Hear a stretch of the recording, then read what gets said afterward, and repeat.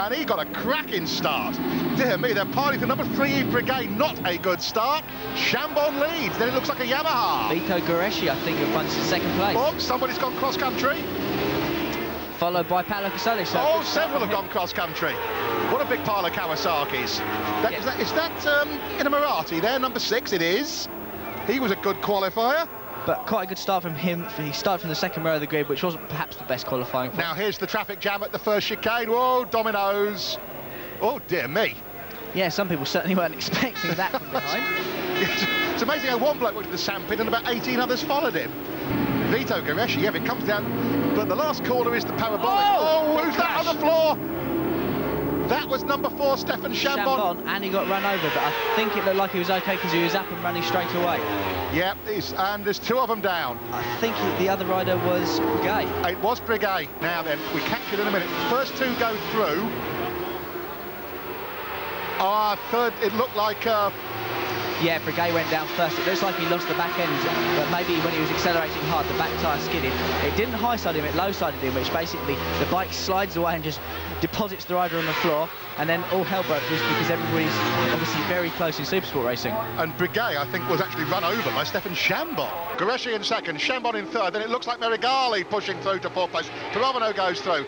And dear me, there's some names we hello. That looks like a big pile-up. There's at least one Yamaha down. Casoli, Briguet and Merigali by the looks of it. And Casoli's on the floor.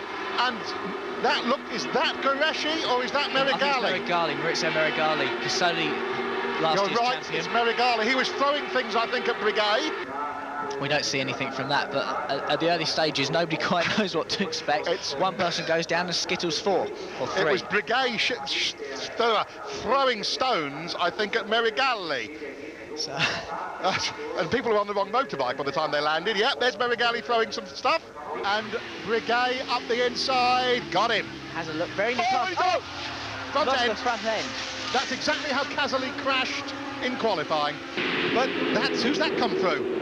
That's Chopin. Man down. 2 men down. That's a nasty one. That looks very unpleasant. That's number 3. I'm sure that's Yves Briguet keeping up his record. Number 77 is on the floor there. Brad Anassis is one of the local men. And I think someone got hit by a motorbike there. That looks like a red flag. There you go, Julian, like a replay. What happened there? 1 man down, a bike. Well, it looked like he ran over his ankles, actually, didn't it? He had nowhere to go. Yeah, and that's Yves Briguet on the far side, number 3, tumbling. Here we are looking for the other side. Can you see what went on here? Man on the inside. Is that Guareschi? Looked like he touched Guareschi. I think you're right. And then you see the man got run over. I think it was a Suzuki. Yeah, I think that was the South African faller, number 77. Anassis was the Suzuki man. And they're working here on the rider. I suspect, yes, number 77 big wheeled away. Looking at that replay, Matt, that he had his ankles or his lower legs run over by Yves Briguet. More action down. Another incident. Oh, crossed up. T-bone. No, missed him. Oh, that is Robert Ulm, the Austrian, who led for so long. Oh, Nürburgring. That's it. He led by 15 seconds and didn't win the race. Did feel sorry for that lad. Oh, I did as well. I like it. That's Supersport for you. Oh, he's off. Down. Well, now he's testing the curbs for a bit of grip. Oh, that's unfortunate. He'd ridden. I was agreeing with you earlier. He looked like he was really smooth. He was control until then, Julian, really. Yeah. That was not fair, was it? No, I wouldn't have had a problem with the bike, but they're all close now, apart from Pirovano. Yeah, anything could happen now, Matt. I think all bets are off. I think. Oh, it got both of them. Oil, that's got to be oil. And he got a punt from the bike, or did he panic when he saw the man in front of him go down? Aye. Oh, I can't believe that. Perry Reba on the floor.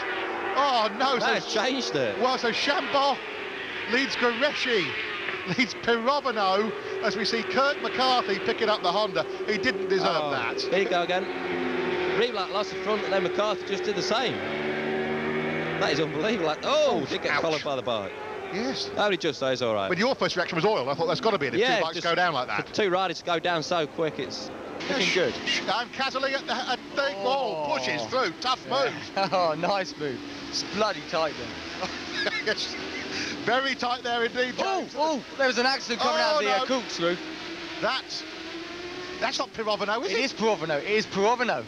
So, oh my word, that's a big one. He's all right though. He's up and about. So the championship leader, that is, on the floor at the corkscrew the first time round. Bad news for his championship indeed. Here you go. What happened, James? He's at the back of the field. He's in the air there. He must have just lost the back end really quick. It's bitten. It's just sent the bike up in the air when we caught it there. And everybody else avoided flying petrol tanks and bodywork, I'm glad to say. That looks like Toseland. Let's have a look. It certainly looks like Castrol. I think you might be right. That looks like number 52 to me. Oh. And that's bottom of the hill. Yeah. Now he's good spot. Yeah. That's a nasty place to do. He's just got on the pad a little bit early, and the wind blows this dust onto the edge of the circuit there. And it's one of the dangerous things. You often can't use that last foot of the track because it's dirty. Yeah. Oh my word! That's one of the Suzukis. That's one of the American Suzukis. That's a hypercycle bike. Yeah. That was a big crash, but he's up and fine. But his bike certainly took a bit of a denting. Let's have a look and see if we can find out who it is. It looks a bigger guy. It looks like Jason Pridmore, because that's watch the bike in the back of the picture. Yeah. Oh no, it's Hayden. It's Hayden. So Hayden's gone down, a little bit of inexperience probably. He's lost the front coming into there. It's a fast place to go down, but he's perfectly all right, and he'll be up and ready to fight for another day. Yeah, well, he's come in. This is a fast old corner too. And as he's exited, the back's just let round. He's nearly saved it. Oh, he was unlucky not to get that. But again, I think that's in the dirt because thrown onto the edge of the circuit, and he's using that last little bit, and it's caught him out. But you know, that's a shame. But we're just glad to see that he's up and all right. What are we going to see here? Nice rolling burnout? Yeah, that's what we like. Yes, hand off the clutch. Yeah. Controlling that with a front brake. Oh, look at that. Yeah, we like that. Big black line. He's a happy boy. Red light, green light, good, clean brake, apart from one guy who stalled. Oh, and he's off the bike. I think he got clipped. He's lying flat. Oh, my God, that's horrible. That looks like Yves Briguet. That's got to be the luckless Yves Briguet. I think this one's going to be red flagged. But that's not Briguet, that's Kempner. I thought it was right. Briguet on the second row stalled it. The man who has been on the floor so many times this season. Oh, and I think, let's hope that the guy is just knocked out. But there's a red flag, as Rob Orme quite rightly suggested. They've got to tend to the men on the grid. Well, shades of Laguna Seca Superbike there. Although it was caused by that worst of all things, a guy at the front of the grid stalling and not moving at all. And as you spotted, Rob, Kempner came through. I'm just going to look where he came Alan from. Kempner was on row 9, so he came through. Back row? Yeah, that's right. And so there was a major collision, and the melee there's bits of bike all over the track, Julian. It could be oil as well, so they've got to, of course, red flag it, and the very capable staff there got to clear up and just check that things are safe. But certainly... Well, what that means is, Rob, I'm afraid, is that Kempner will have hit Yves Briguet very hard indeed. Coming through, 7 rows, accelerating through 7 rows. There's all sorts of fuel and stuff on the grid there. There's going to be a considerable delay. But that was just that a bike stalled, and then the domino effect cut in then. Watch to the right of your picture. That's right, right at Number 3, you see his feet go now? Yeah. He's trying to get it into gear, and the bloke behind misses. The guy behind him misses. Clipped there and pushed into the path of Kempner.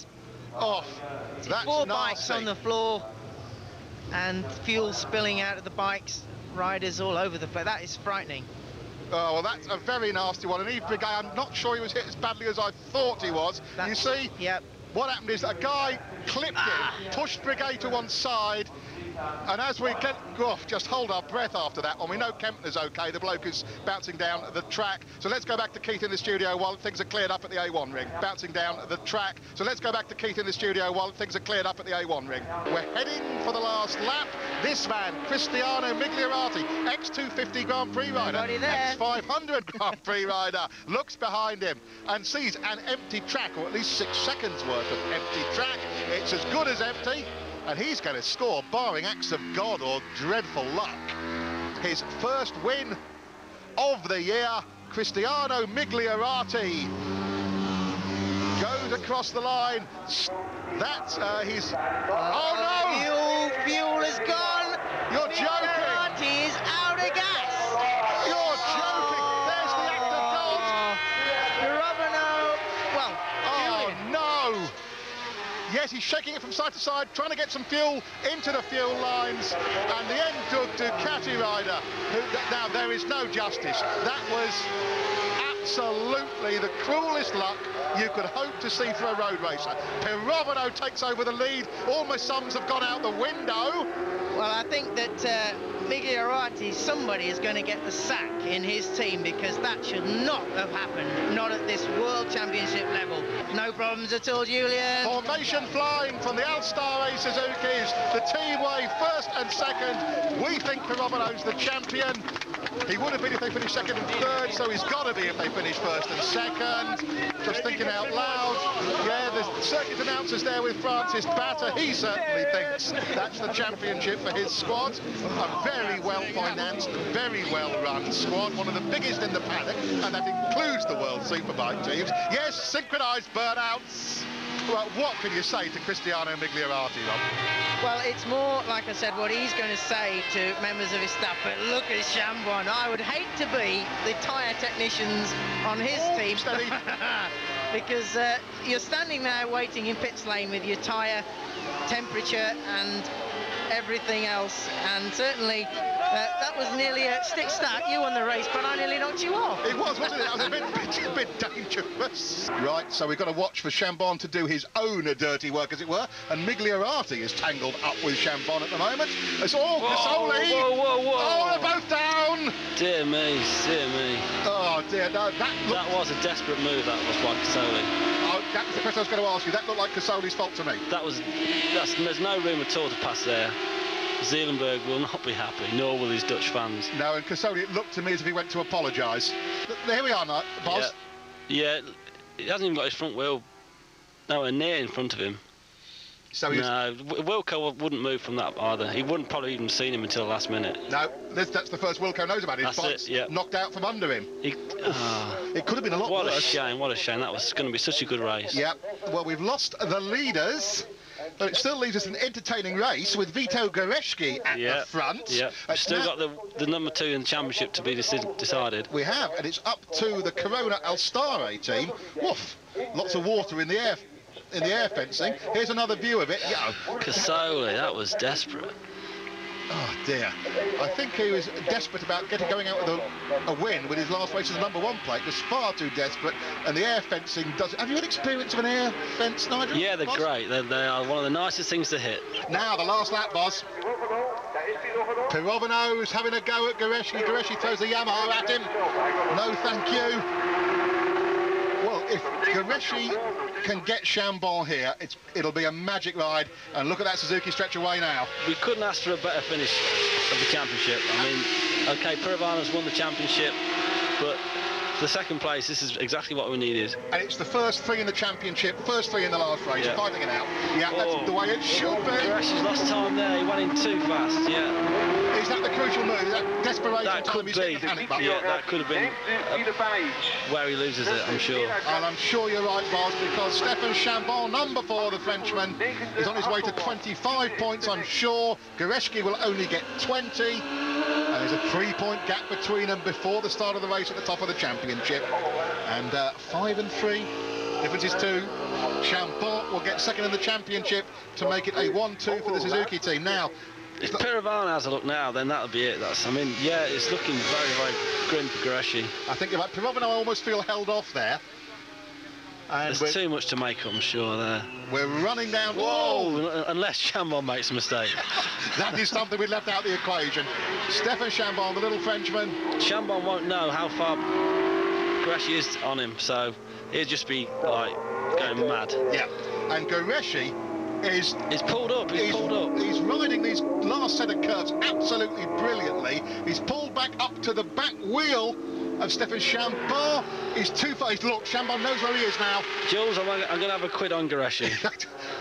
It might be a good bet, that, Boz. It really might, because Goretzky's building, closing. He's running through these curves brilliantly. Wow. Oh, he's on the inside of him. Whoa. Take that. Oh, amazing. Chambon's on the inside. Goretzky covers it, surely. No.